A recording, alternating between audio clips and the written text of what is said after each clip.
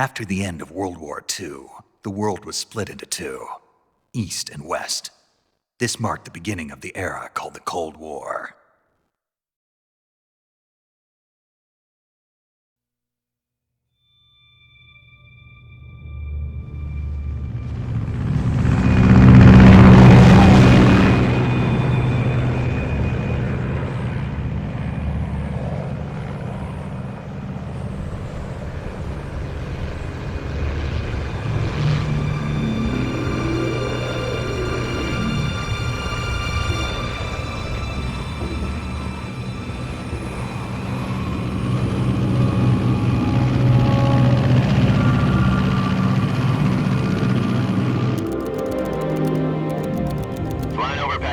Altitude 30,000 feet.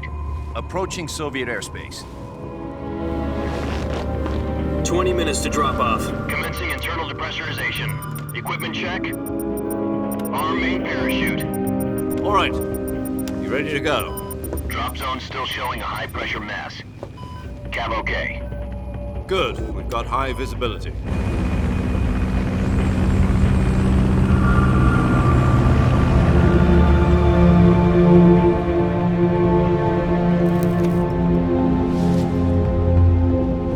Put out that cigar. Connecting oxygen hose to interior connector. Put on your mask.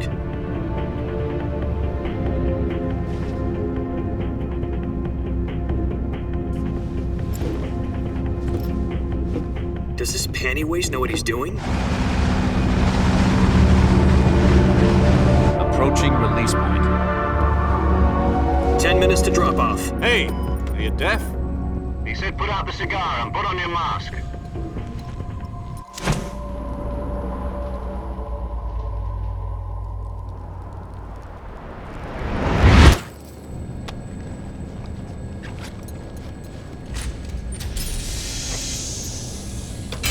Depressurization complete.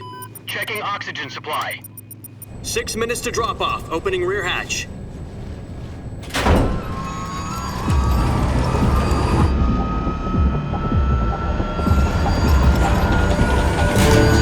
Sunrise.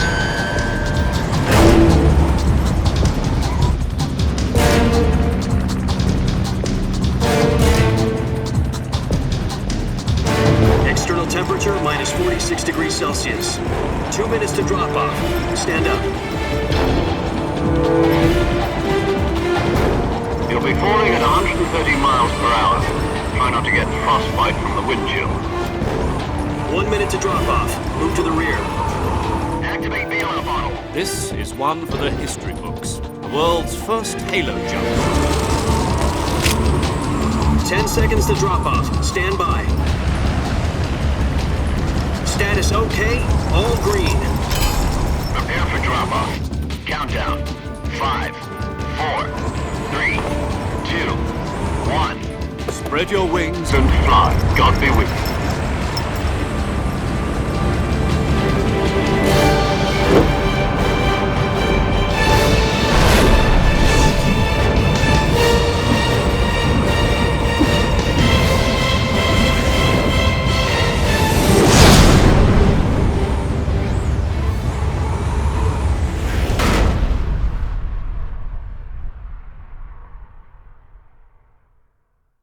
Jack, I've got some important news. The head of the CIA has finally given us the green light for the virtuous mission. Virtual mission? No, the virtuous mission. The future of our Fox unit depends on it. If it succeeds, we'll be officially organized into a unit. Virtuous mission? Sounds like some kind of initiation ritual. You know, don't get cocky. This isn't a training op. Right. So what exactly is this wonderful mission?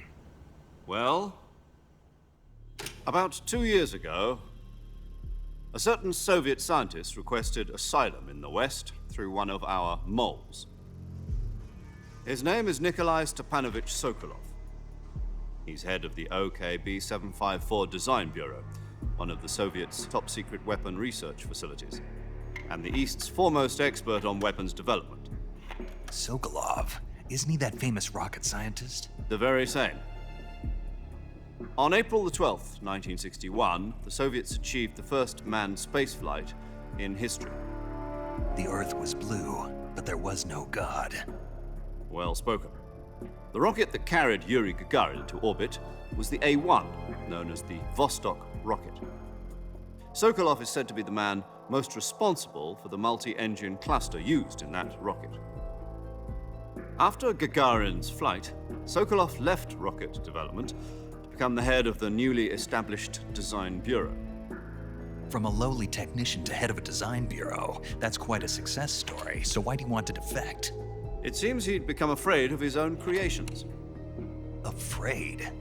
Call it a crisis of conscience. And for that, he left his country and his family behind and went over the fence? Not exactly.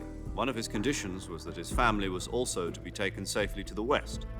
We used a mole to get the family out first and succeeded in sneaking Sokolov over the Berlin Wall shortly afterwards. I was the one who conducted the operation.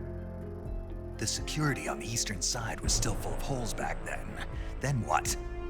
We got Sokolov over in one piece, but the whole ordeal had left him exhausted, and we checked him into a hospital in West Berlin.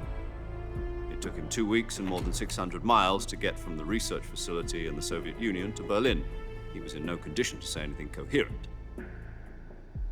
And it was only a week later that we had something much bigger on our hands. The Cuban Missile Crisis. October the 16th, 1962, President Kennedy received word that the Soviets were in the process of deploying intermediate-range ballistic missiles in Cuba. The President demanded that the Soviets dismantle and remove the missiles. At the same time, he announced a naval blockade to prevent further missile shipments from reaching Cuba. But the Soviets didn't back down, instead placing their armed forces on secondary alert. Soviet transport ships carrying missiles continued on course towards Cuba. US and Soviet forces went on alert for an all-out nuclear war. Frantic negotiations were conducted through the UN's Emergency Security Council and unofficial channels to end the hair-trigger standoff. Finally, on October the 28th, the Soviet Union agreed to remove its missiles from Cuba. And so the world avoided a nuclear holocaust. But in order to get the Soviets to pull their missiles out, we had to make a deal. You mean the one where the US agreed to remove its IRBMs from Turkey? No. The Jupiter IRBMs deployed in Turkey were obsolete, and we were going to get rid of them anyway. They had no strategic value whatsoever to either the US or the Russians. The Turkey deal was a ruse, a cover story that was fed to the other intelligence agencies around the world. So what did the Russians really want? Sokolov. They wanted us to return Sokolov. You mean the Soviets pulled out of Cuba just to get their hands on Sokolov? That's right. What the hell was he working on? At the time, we had no idea. We were running out of time. It was either give up Sokolov or risk full-scale nuclear war. In the end, we had no choice. President Kennedy gave in to Khrushchev's demand. The next day, I got Sokolov out of the hospital, handing him over to agents on the eastern side. Sokolov kept on screaming, "Save me," until he disappeared from my sight.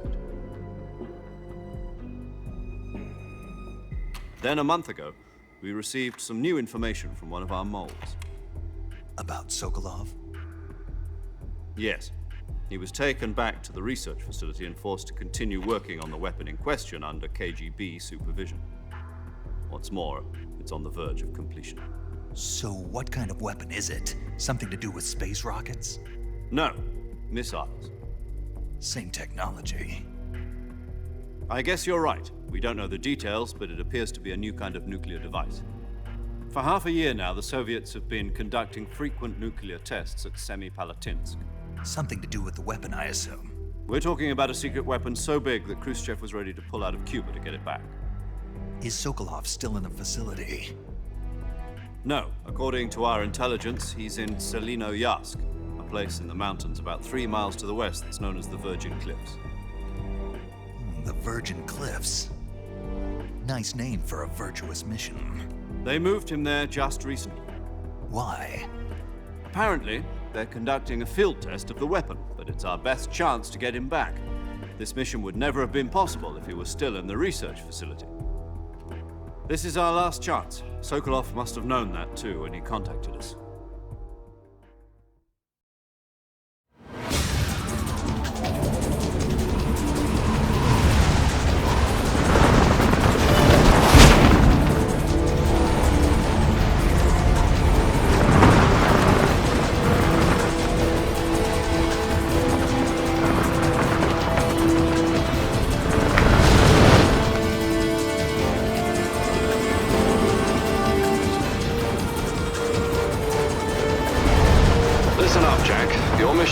infiltrate Selino Yask in the Soviet mountains, ensure the safety of Sokolov, and bring him back to the West.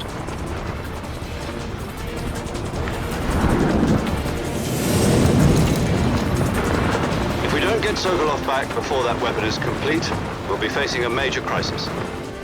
The clock is ticking.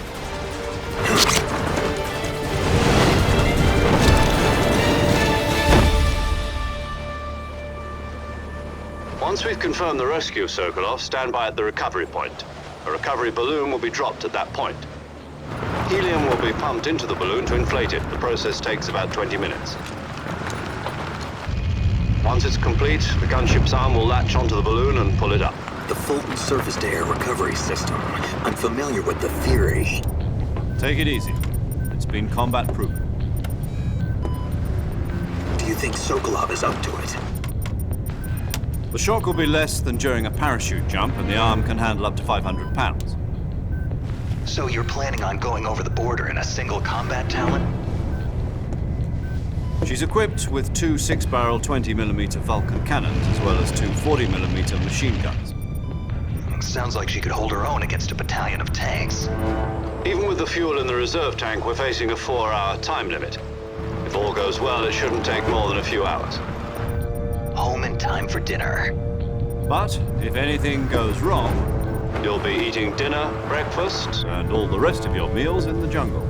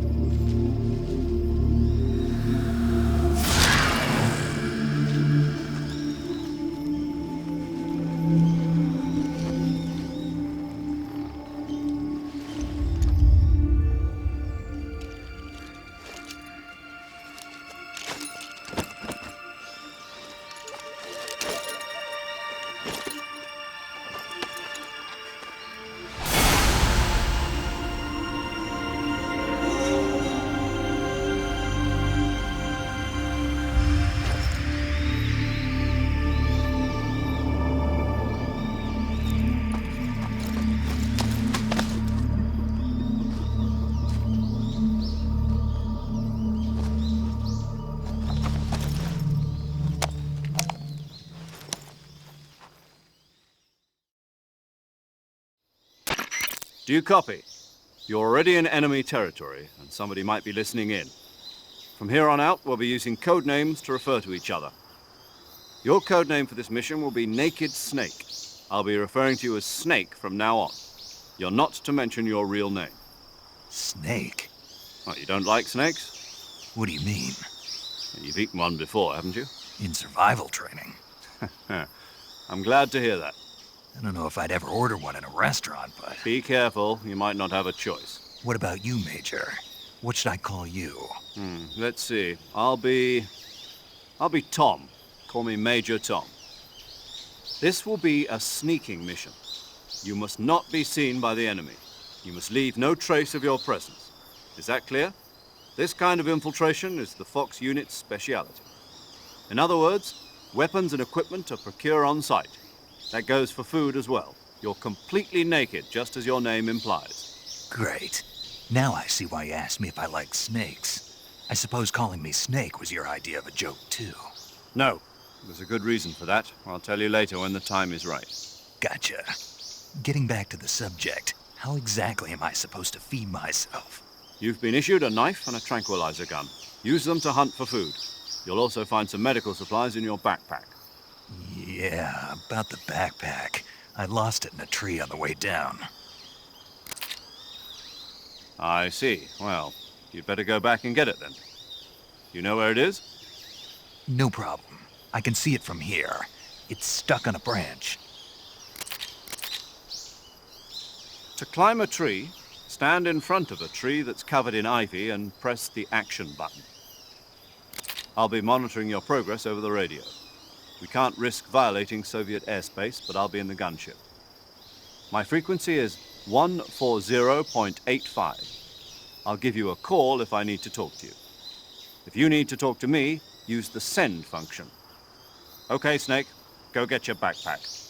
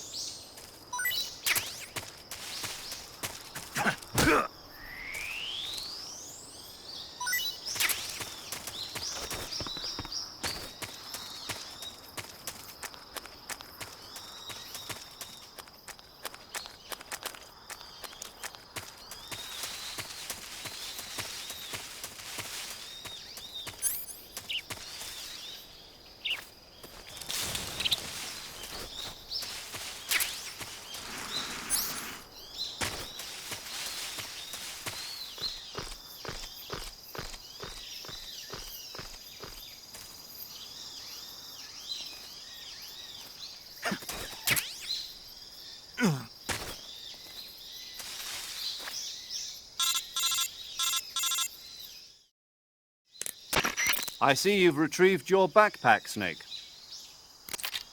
To equip a weapon, it's necessary to take it out of your backpack. In the survival viewer, choose Weapon from the backpack. Your available weapons will be displayed in a window in the upper left. From that list, choose the weapon you want to equip and press the Enter button. For other equipped items, just do the same thing from Item. Got it. Use the survival viewer backpack. Yep, that's right. Survival is fundamental to this mission. After you've been out in the field for a while, your stamina will start to drop. If your stamina gets too low, it'll affect your performance. You won't be able to shoot accurately, for example, and your wounds won't heal as smoothly. Keep an eye on your stamina so you don't run out. To recover lost stamina, you can hunt for local flora and fauna. You can use either your tranquilizer gun or your knife to hunt. My only weapon is a Mark 22 Hush Puppy tranquilizer gun? That's right. It's been fitted with its own suppressor.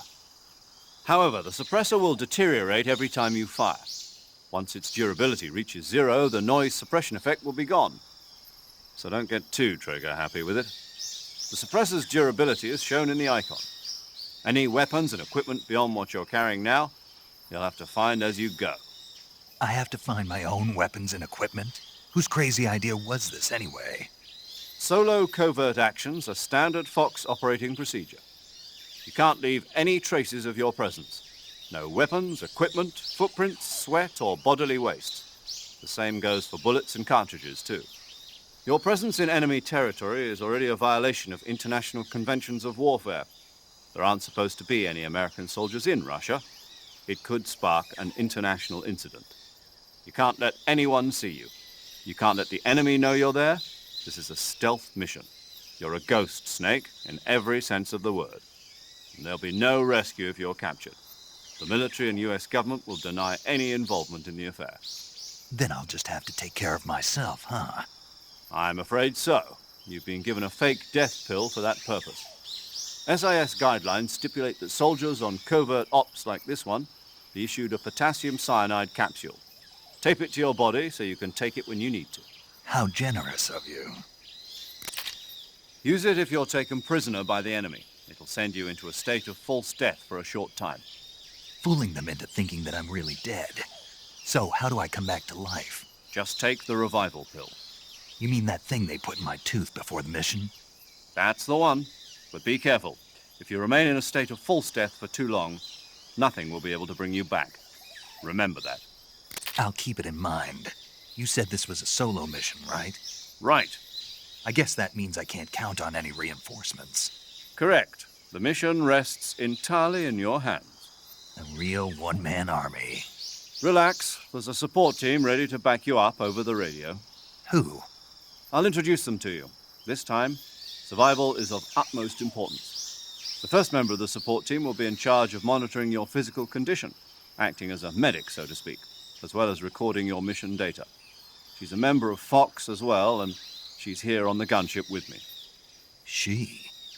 Hello, Snake. I'm paramedic. Nice to meet you. Paramedic. As in a medic who comes in by parachute. Aren't you going to tell me your real name? Are you going to tell me yours, Mr. Snake? My name, huh? It's John Doe. And they call you Jack for short. You're a regular Captain Nemo. A name means nothing on the battlefield. After a week, no one has a name. What's your name? Jane Doe. Very funny. I wasn't joking, but I'll tell you my name only if you manage to make it back alive. My frequency is 145.73. She's also in charge of recording your mission data. Whenever you want to save, send a message over the reserved save frequency, 140.96. So saving lets me record my mission data. That's right. It also records the state of your health. Good to know. There's one more person I want to introduce you to, Snake. Huh? Speaking of snakes, you remember the boss, don't you? A legendary soldier and your mentor.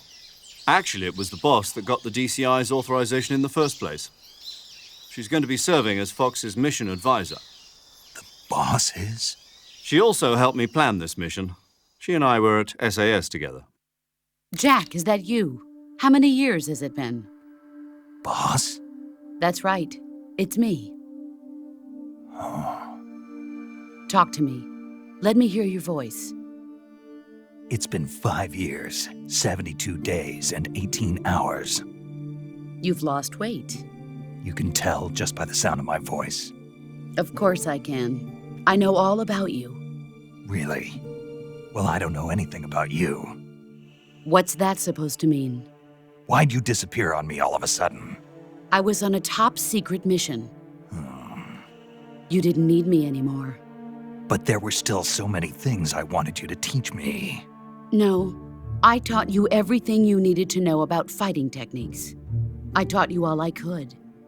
The rest you needed to learn on your own. Techniques, sure. But what about how to think like a soldier?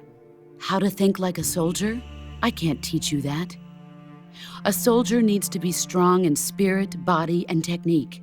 And the only thing you can learn from someone else is technique. In fact, technique doesn't even matter. What's most important is spirit. Spirit and body are like two sides of a single coin.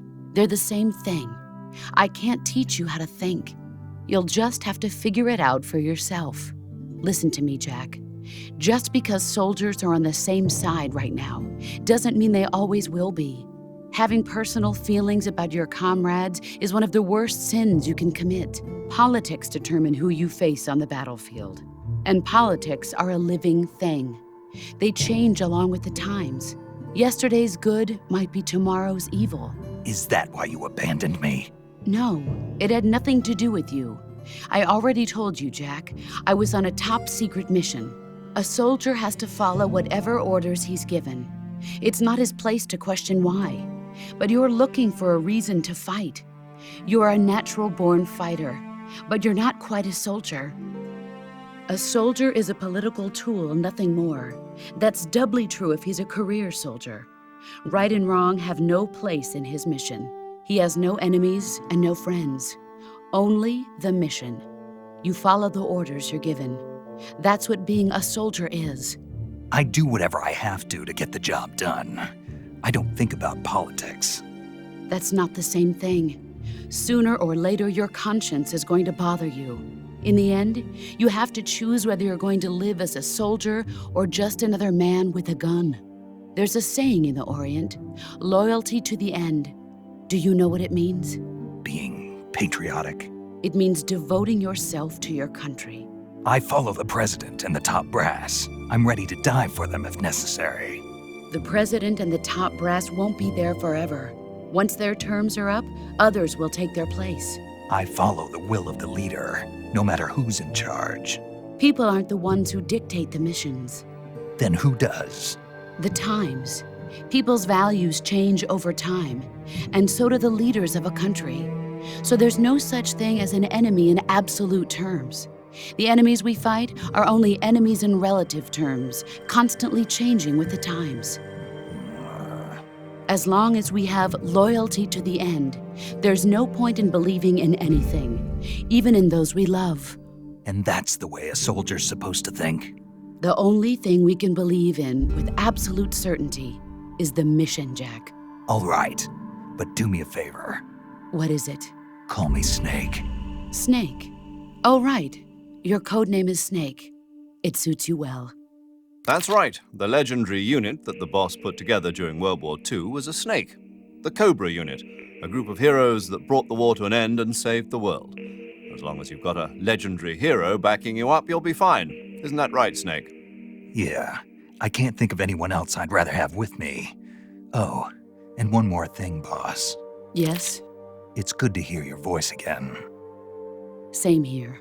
After all, who knows if either of us will make it out alive? Snake, you are always best at urban warfare and infiltrating buildings. But this is the jungle. Survival is going to be key. Those CQC techniques I taught you are sure to come in handy. CQC? Close quarters combat, huh? I've been in the Green Berets for the past few years. I'm probably pretty rusty. Not to worry. I'll be here to help you remember. After all, this is your first actual survival mission. I'll be supporting you over the radio. Where are you, boss? Next to the Major? The boss is communicating with us by radio from aboard a Permit-class submarine in the Arctic Ocean. My frequency is 141.80. Call me if you need my advice on battle techniques. Gotcha. Your mission is to retrieve Dr. Sokolov. Dr. Sokolov is being held in an abandoned factory located to the north of your current position. Avoid heavy combat and don't let anyone see you. Don't forget that this is a stealth mission. Snake, try to remember some of the basics of CQC.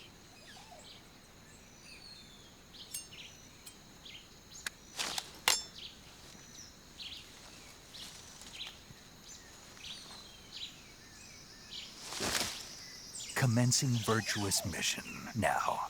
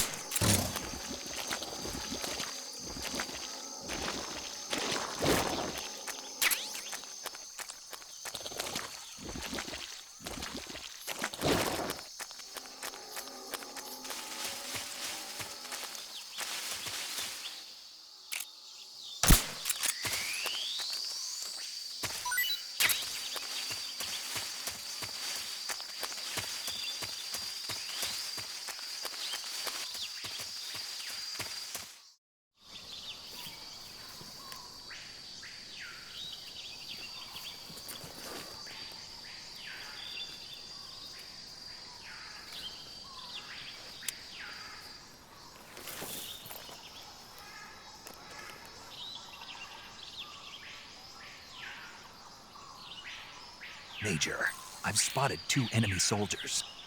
They're probably KGB troops sent to guard Sokolov. AK-47s and grenades.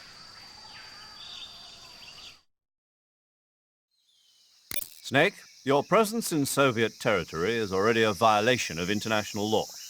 We can't let the Kremlin find out that the CIA and the American government are involved. Contact with the enemy is strictly prohibited. Don't engage them in battle either. This is a stealth mission. Got that? The Major is right. The point of this mission is to sneak through the jungle without being seen. The success of the mission depends on how well you use your camouflage. Change your camouflage by selecting Camouflage from the Survival Viewer. The Uniform option lets you pick your uniform, while the Face option lets you change your face paint. Choosing camouflage that blends in with your surroundings will help you conceal yourself more effectively. Also, don't forget that anything that moves will stand out in the jungle. If you just stand up and run around like an idiot, you're bound to be spotted. But if you crawl instead, you should be able to sneak by without being noticed. You can see how effective your camouflage is by looking at the Camo Index. The Camo Index shows how well your current camouflage blends in with the surrounding area. The higher the value, the harder you are to spot, and vice versa. The key is to make yourself one with nature.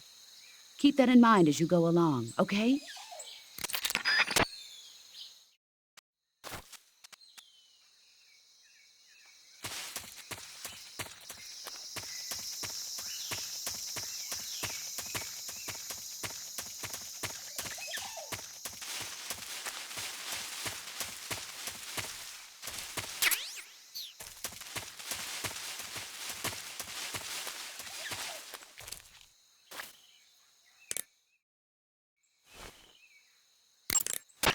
Sokolov should be at the abandoned factory to the north, so head in that direction.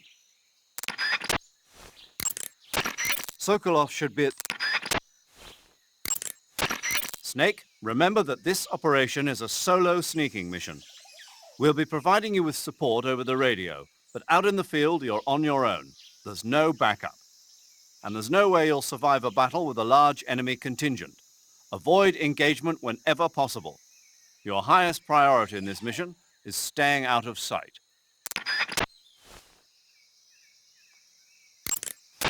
Snake, that region is inside the enemy's area of control. I know. Time for the real deal. The enemy is running regular patrols. You don't know when or where you might run into them. Use camouflage prudently and proceed with caution. To use camouflage, first press the Start button to go to the Survival Viewer. Then select Camouflage and press the Enter button. Select Uniform to select Battle Fatigues, and Face to select Face Paint. Choose battle fatigues that match the surrounding environment. The most effective camouflage is attained by selecting fatigues that blend in with the environment. Camouflage patterns that stand out in your surroundings will attract attention.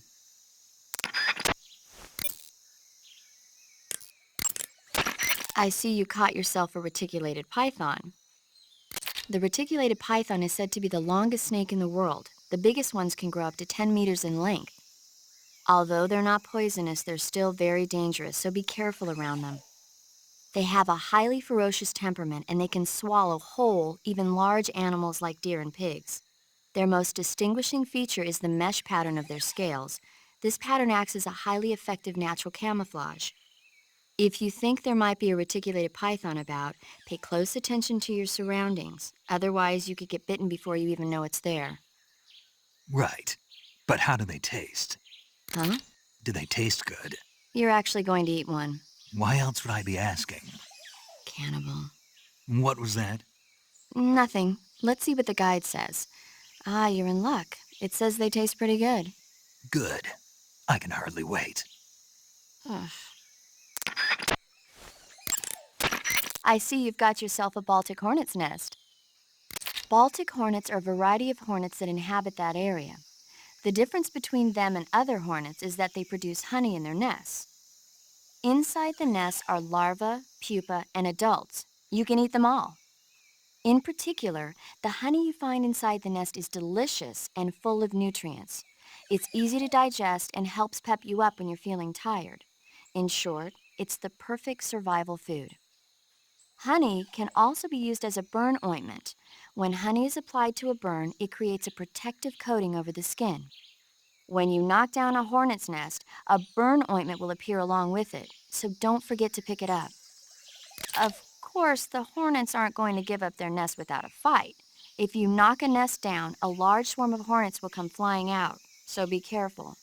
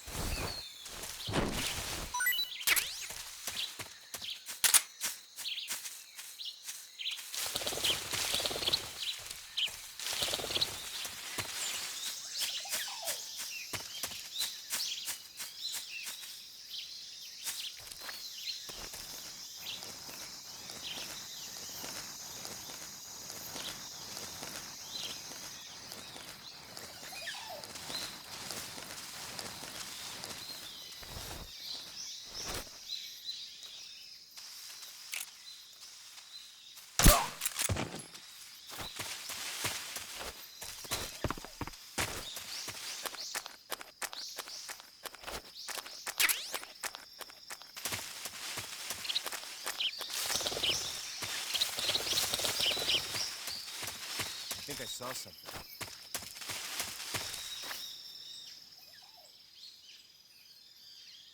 Huh. Guess I'm seeing things.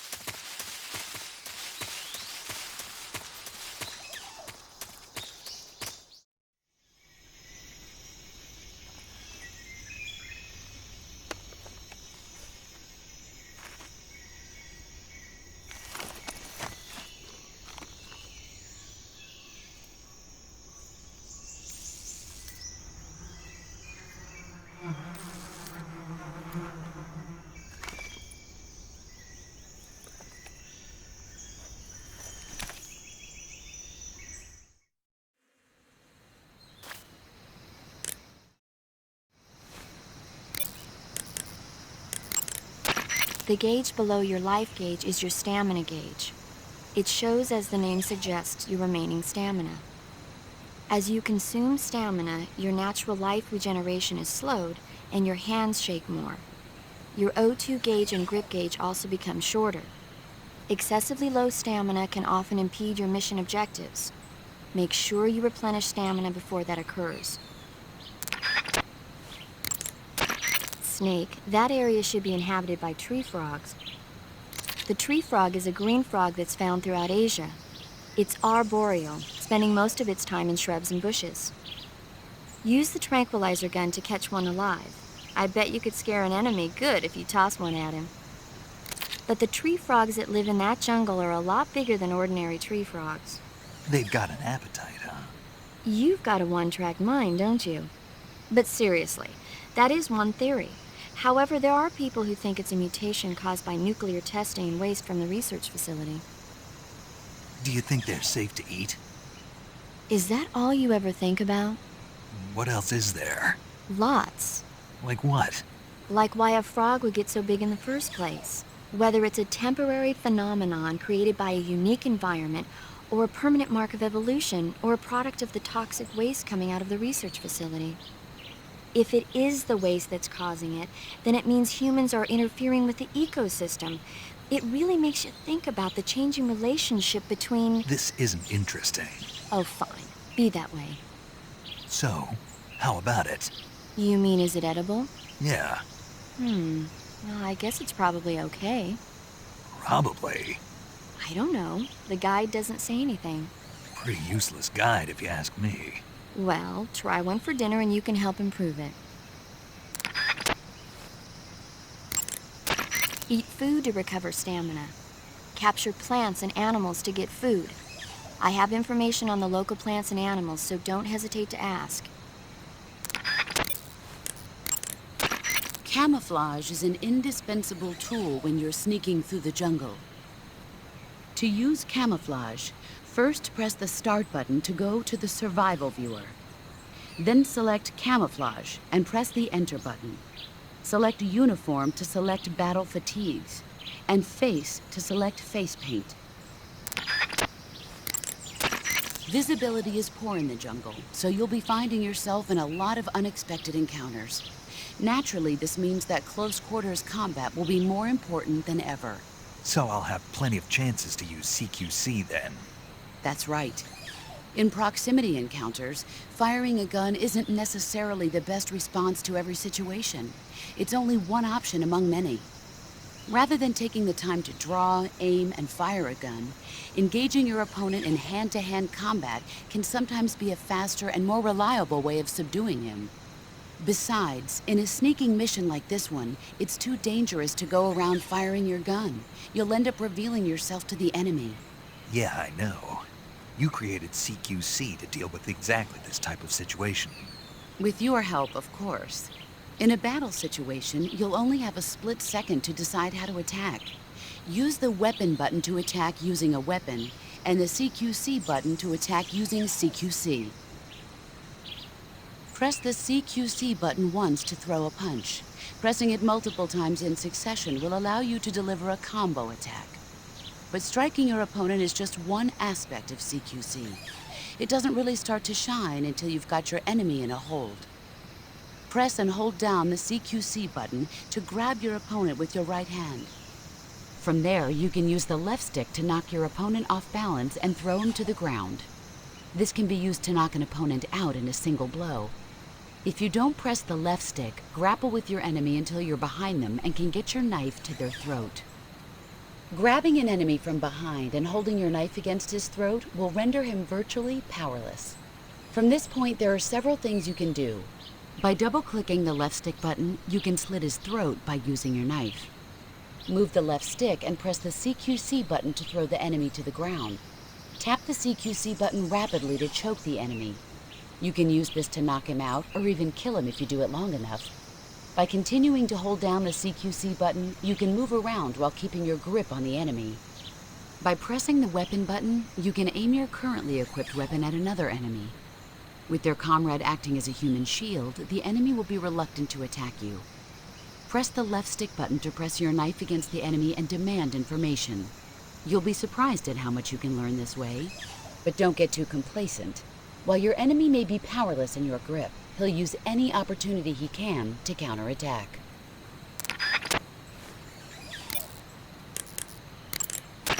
Snake, when you knock down a hornet's nest, a large swarm of hornets will come flying out. If used wisely, this can sow panic among the enemy, but if you're not careful, the hornets may end up attacking you. If you're attacked by hornets, wiggle the left stick around and wave your survival knife to shoo them away. Smoke is another useful tool in keeping hornets away. If you're attacked by hornets, I'd advise you to try using a smoke grenade. And if you use the insecticidal bug juice, the hornet should stay away as long as the effect lasts. Hornets are prone to becoming agitated and aggressive when they see the color black. Their attacks will be more vicious if you're wearing black clothes. If you're attacked by hornets, you should change into white clothes.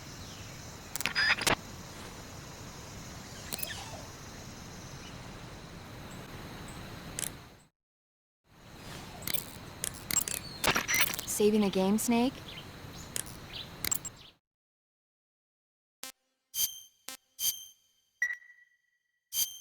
Hey, Snake, you ever heard of Godzilla, King of Monsters? No, what is it? It's a movie. You haven't seen it? Nope.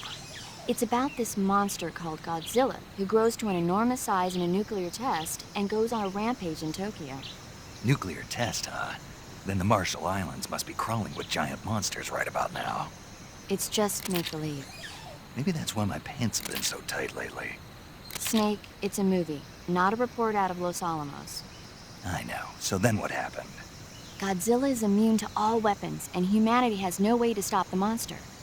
Dr. Shirazawa develops a new type of weapon, but meanwhile, Godzilla is getting closer and closer to Tokyo, obliterating everything in its path. It was originally a Japanese movie, but they made an American version, too. I recommend seeing the original Japanese one if you ever get the chance. It's mostly mindless fun, but it's also got a serious anti-nuke message as well. Where can I see the original? You'll just have to go to Japan. Really? That's too bad. Well, if you wait 40 years, you might be able to see it in America, too. Why's that? 2004 will be Godzilla's 50th birthday. You think they're still going to be making Godzilla movies then? Of course! Everybody loves Godzilla. You sure know a lot about movies. I don't suppose you're the movie-watching type, are you? Not really. Okay, then I'll tell you everything I know. When the going gets tough, movies can save your life. It's always good to be able to look at things from a different perspective when you get in a jam. That's the magic of movies. No kidding. Well, I guess it might at least make a nice distraction. That's the spirit, Snake. Have a little fun.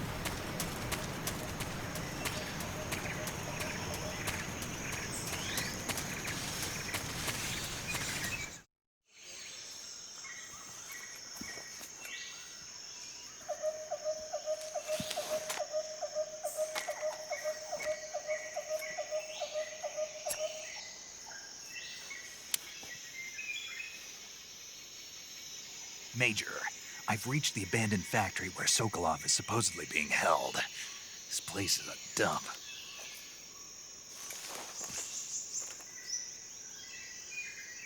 I can't see Sokolov from here. The security is pretty tight. There are sentries posted around the perimeter. I wonder how many are inside.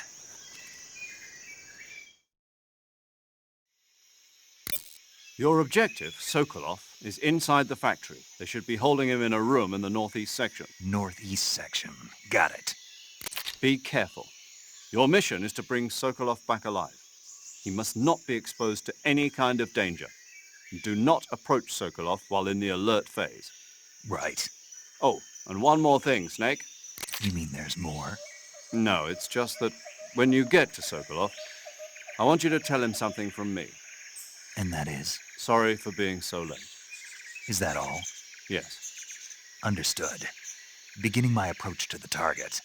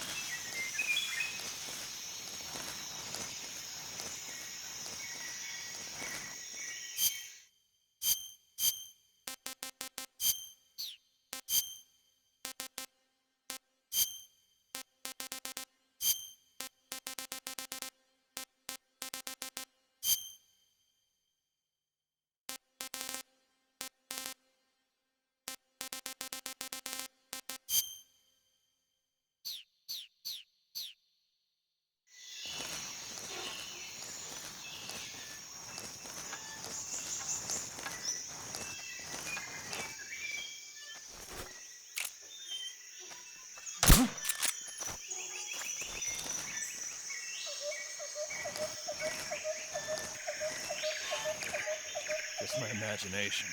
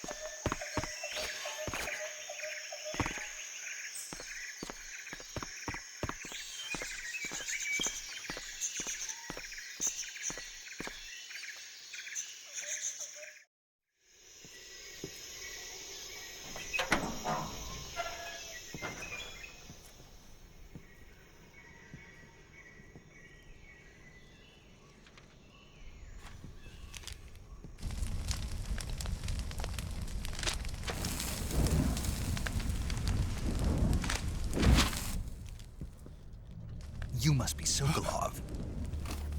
Are you one of Volgin's men? You'll never get it from me. No. I'm a CIA agent. I've come to escort you back to the other side of the Iron Curtain. You're CIA? Yeah. I was sent by Major Zero, the man who got you out 2 years ago. Zero? I have a message from him. What is it?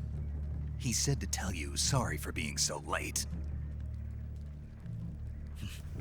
Did he now? What does it mean? It means he's a man of his word.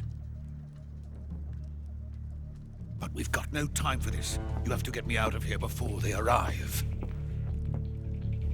Who's they? Colonel Volgin of Gru. You in the West know him as Thunderbolt. Thunderbolt? Never heard of him. He's a member of the Army's extremist faction, a man who seeks to seize control of the motherland.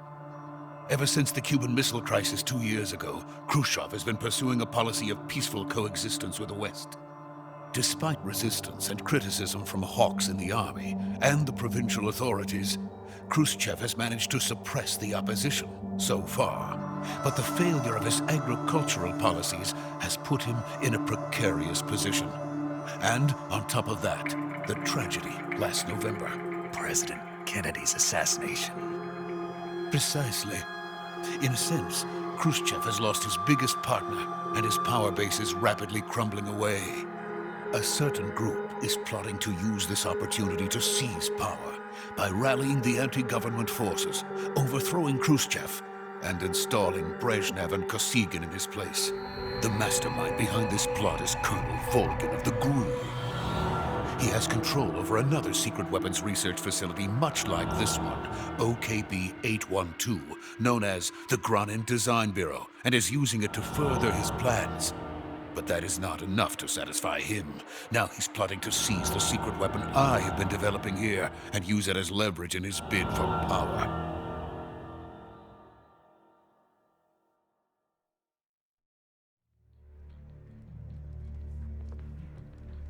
The intelligence says that they are going to make their move during the test.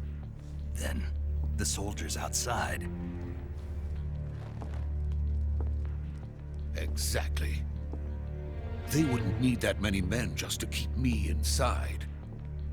Their orders were to prevent Colonel Volgin from capturing me. Even if it meant killing me in the process, or so it would seem.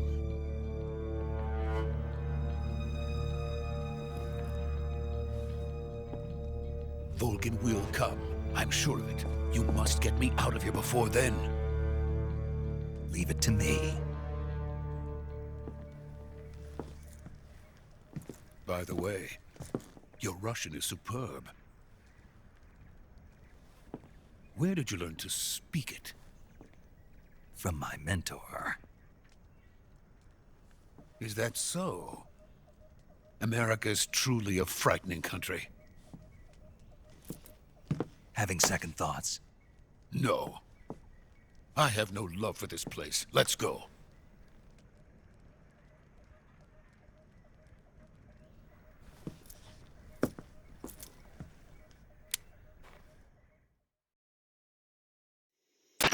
Major, this is Snake. Sokolov is safe with me. He's doing fine. No injuries.